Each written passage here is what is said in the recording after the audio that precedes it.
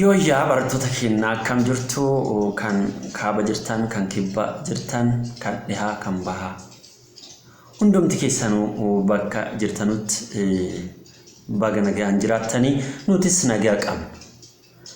YouTube channel kennaa YouTube kan jedhu irratti barnoonni koorsii General Psychology for Freshman jedhu afaan Oromootiin qophaa'e isinii kennamaa ture. Akkuma itti fufetti jira yeroo murtaadhaaf adda kutnee ture innis rakkoo teknikaan mudateen ture. Amma immoo barnoota isaa itti fufuudhaaf qophii hundumaa xumure isinii dhiyaatee jira waan ta'eef hordoffiin keessan nu faana haa ta'u jecha gamanumaan affeerraa kenna yeroo hundumaa addaan hin cinne like comment share inna subscribe gochuu hin irraanfatina hiriyoota keessanis gamanumaan akka affeertan dhaamsa kenna ta'a. Barnoota waldura duubaan kennaa turre keessatti boqannaa tokko guutuun afaan Oromootiin kennamee xumuramee jira. Innis kutaa tokkoffaa, kutaa lammaffaa, kutaa sadaffaa, kutaa afuraffaa, kutaa shanaffaa jedhamee boqannaan tokko guutuun isaa kutaa shan keessatti xumuramee jira.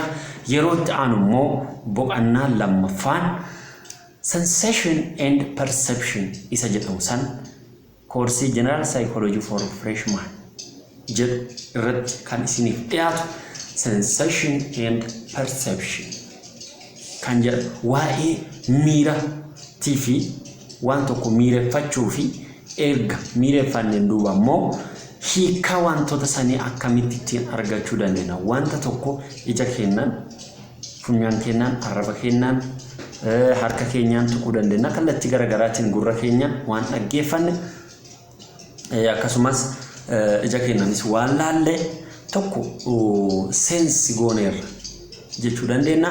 Erga seensi gooneen duuba immoo erga miireffanneen duuba maali wanti sun wanti nuti miireffanne sun wanti nuti seensi goone sun maalidha jennee hiikaa waan sanii gaafa arganu percept gooneerra jechuudha.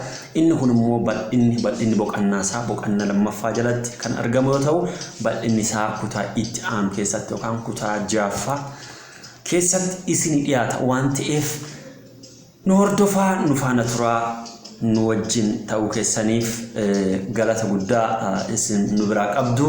Nutis mindaan kenna hubannoo keessan waan ta'eef wanti guddoon nuti barbaannu isin waa'ee barnoota kana waa'ee saayinsii kana afaan dhaloota keessaniitiin afaan ifii keessanii beektan afaan diqqoon ijoollummaa keessanirra qabdanii haasa'aa dubbachaa barreessaas dubbisaas ittiin dhuftaniin gaafa waan tokko hubattan nutis baay'ee irraa gammachuu arganna waan ta'eef nu faana turaa nu hordofaa maatii kennaa YouTube akka teetan gamanumaan affeerraa kennaa galatoomaa horaa bulaa deebanaa yeroo itti aanuuf immoo nu eegaa baay'ee isin jaalannaa baay'ees isin kabajnaa jechuudha.